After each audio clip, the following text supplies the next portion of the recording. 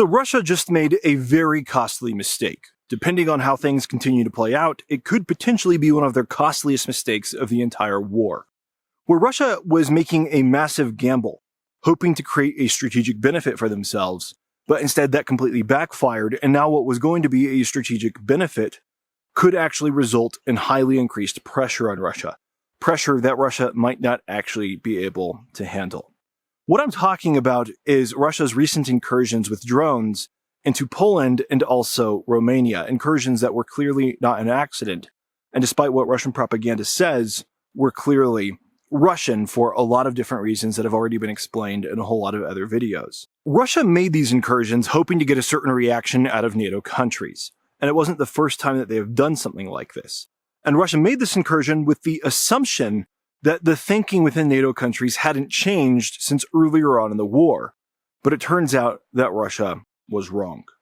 The effect that I am almost positive Russia was trying to create with this is something that I've described in another video, where it seems that Russia, far from just trying to probe NATO to get information, was actually trying to provoke a response within NATO countries, especially among the general public within NATO countries, demanding that less support be given to Ukraine because these countries were terrified of their own national security. In particular, the goal here was to get NATO countries to send Ukraine less air defense systems, because they were being faced with the glaringly obvious gaps in their own air defense, with the implication that Russia is ready and willing to attack you. Therefore, you should hold back from sending stuff to Ukraine and focus all of your resources on protecting your own borders. This is not the first time that Russia has done something like this, though.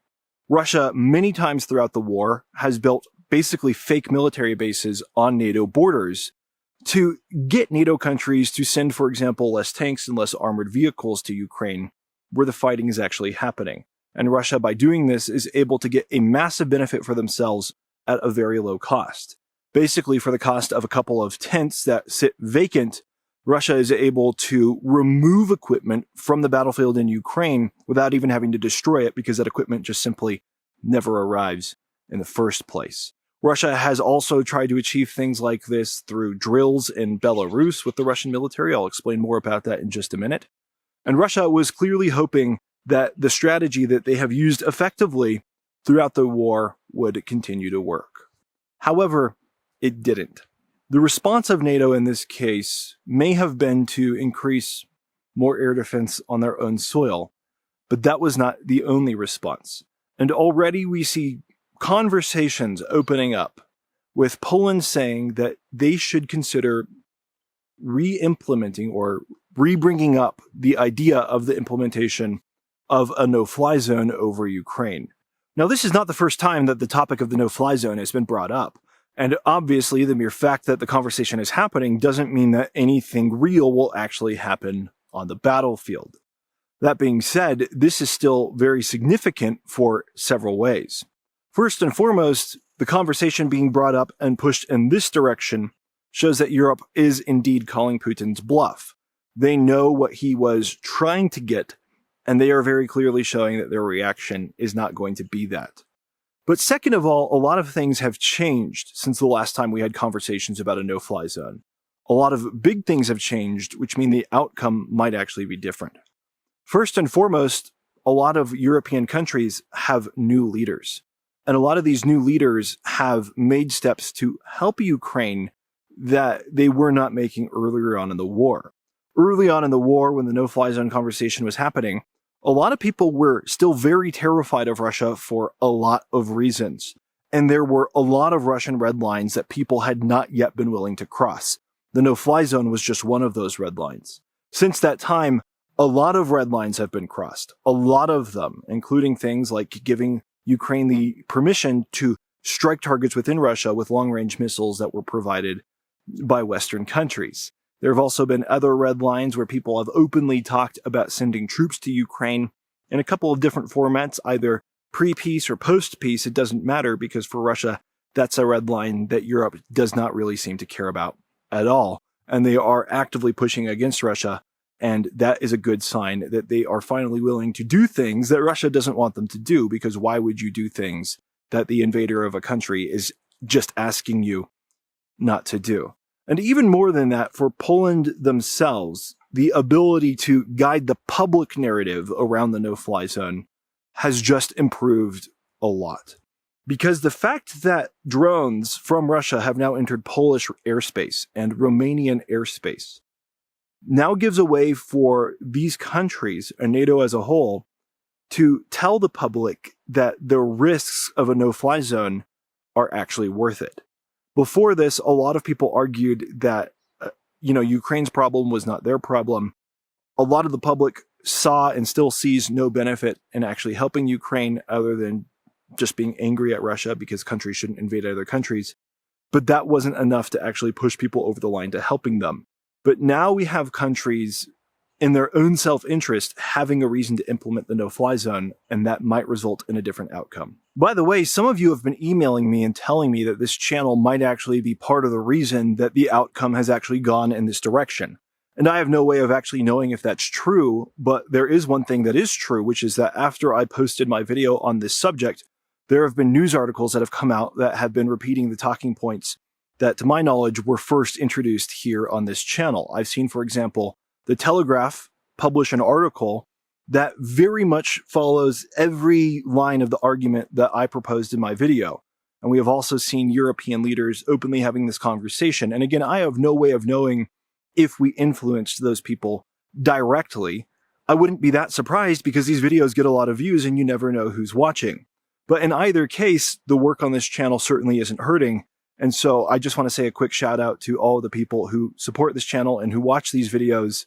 It might sometimes feel like we are shouting in the dark, but sometimes potentially we are making an actual difference. And if you want to support the channel, just a quick shout out, don't forget to like the video, subscribe to the channel, and there are also links in the description by which you can do so. That said, let's talk a little bit about this no-fly zone conversation and why this would be such a big deal and why it would hurt Russia so much and why Russia probably could not do anything about it. And even if they could, they almost certainly would not do anything about it, which is maybe the most important piece.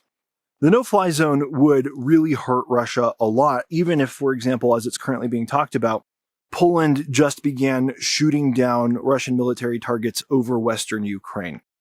And the reason that this would be such a big deal is because Russia's main strategy for the war has pivoted towards really terrorist-type attacks on Ukrainian civilian targets using drones and missiles and sometimes aircraft.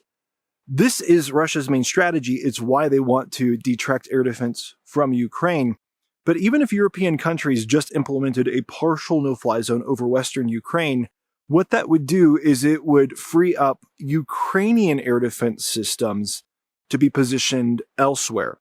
Obviously, Ukraine would want to retain a lot of their own capabilities still around their major cities, but having additional European support would free up a good amount of assets and would allow Ukraine to offer more protection to some of the smaller towns where, unfortunately, just because Ukraine does not have enough air defense, they have to make a decision to protect their large cities and their more strategic cities rather than these smaller cities or smaller towns.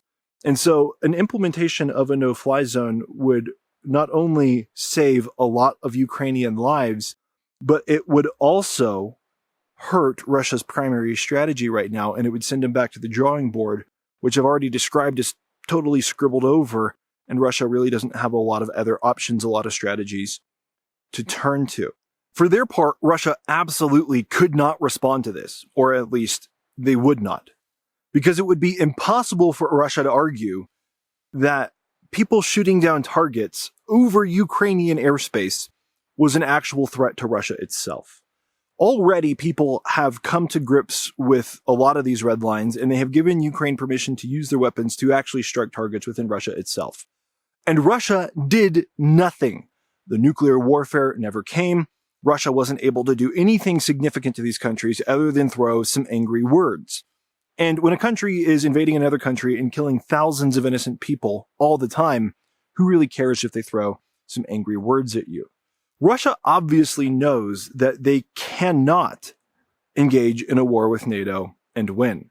And so when Russia is having military provocations against NATO, whether they be these empty military bases on NATO borders, whether they be just a couple of drones kind of flying into NATO airspace just to see kind of what happens, This is obviously not aimed at Russia actually opening up war against NATO, but it is very obviously designed to detract from what NATO is currently doing, as again I've already described in other videos.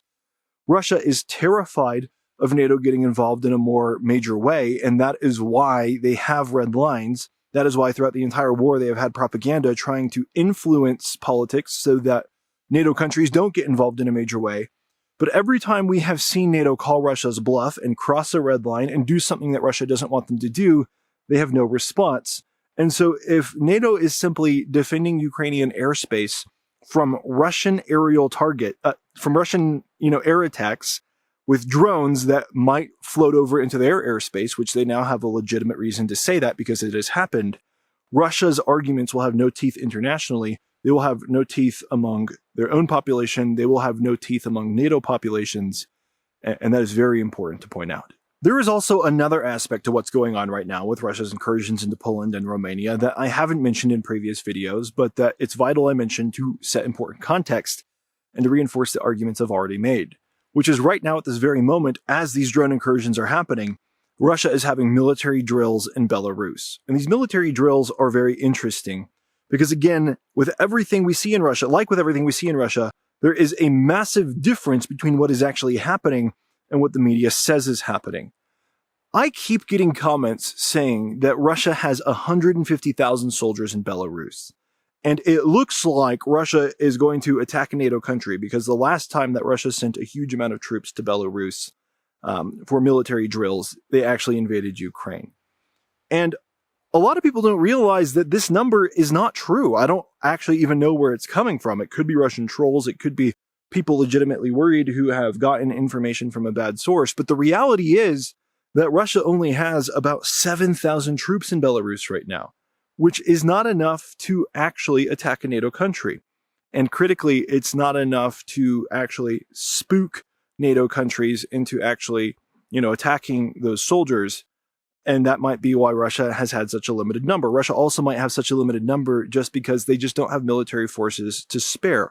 They are maxed out along the front lines, and even, throughout all of Russia, even in the rear areas, they can only manage to find 7,000 troops to send to Belarus. And yet, at the same time, they are trying to make this force look literally 20 times larger than it actually is in the public consciousness. And again, the timing of that lands with these incursions into Poland and Romania. It is very clear that Russia is trying to guide the public consciousness towards fear, trying to guide the public within NATO countries to think that they are at risk if they continue supporting Ukraine.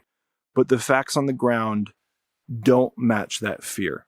It's very similar again to when Russia built military bases on NATO borders earlier in the war, and it was widely advertised that these could potentially one day hold 150,000 soldiers or something like that. People focused in on that large number and didn't realize that currently today, while that might happen in the future, currently today they can only hold a couple thousand soldiers, and they don't even currently hold those. Russian troops drilling in Belarus today are not that similar to the Russian drills that led to the invasion of Ukraine. That was a completely different circumstance. First and foremost, Russia actually thought they could defeat Ukraine, and they thought they could do it quickly. Second of all, they had a much bigger force at play. And when people said that Russia would never do it, at that time, they were just they just thought Russia wasn't that evil. They thought that, out of the goodness of their hearts, Russia wouldn't actually attack Ukraine. It wasn't because, like today, there are strong strategic reasons to know that Russia cannot engage in a war with NATO and win. There are strong strategic reasons to know that Russia cannot actually attack NATO, and therefore they almost certainly will not. And so when Russia is trying to call back to, their earlier invasion of Ukraine, and they are trying to recreate that fear in the public consciousness, again, it's very clear they're trying to guide the narrative in a certain way. So I'm very glad that European leaders appear to finally be figuring this out. I'm very glad that the no-fly zone conversation is happening again. And European leaders have also called Russia's bluff in another way. As the public is talking about how they need more protection for themselves in Europe, a lot of European leaders are agreeing, and the facts are that there are holes in NATO airspace. I just don't believe, and I don't think European leaders believe, that Russia will actually exploit those gaps. Nevertheless, European leaders are saying, there are gaps, and there's a really good way to fill them. We can fill them by investing our money in Ukrainian interceptor drone capabilities. And we can give Ukraine a lot more money to mass produce more Ukrainian interceptor drones so that Ukraine again can protect their own skies. And yes, Europe will get some of those. But again, Russia's plan has backfired. Europe has responded in ways that will actively hurt Russia's strategy instead of helping it. Why didn't Russia see this coming?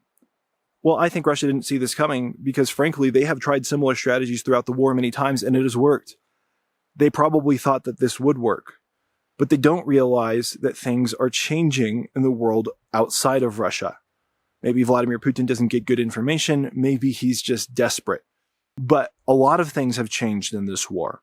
As the war progresses, people get more supportive of Ukraine, not less. People get more aware of Russian propaganda, not less. And it is very rare that a new person is falling for Russian propaganda for the first time, but it's quite common that people who have been falling for Russian propaganda for many years are coming over to the other side. We see this in the United States among Republican voters, which is a very good sign. We also see this among Europe as well. All of this makes me very happy because I've been having these conversations in my videos for a long time, just trying to calmly show people the actual facts so that they can be brought over to the truth, because it is the truth, through logics instead of bluster and just yelling in their face. I hope that what I'm doing here is having an effect. There's some evidence that it is, and so I hope to continue doing this for a long time. That said, if you want to support this work, please again, don't forget to like the video and subscribe to the channel. It's completely free, but it helps me out a lot. And if you want to support the channel even more, there's a number of links in the description by which you can do so. Do consider becoming a patron or a YouTube channel member today. That consistent kind of income is what allows me to dedicate more of my time to making videos, and it's why the production quality has gotten better, the research has gotten better, and the quantity of videos that I'm able to upload has also increased by a lot.